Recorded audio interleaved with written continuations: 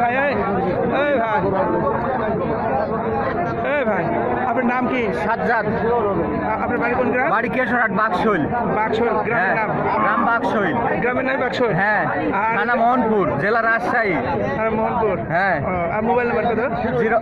Mobile number 017 61 32 25 82। আচ্ছা ঠিক আছে।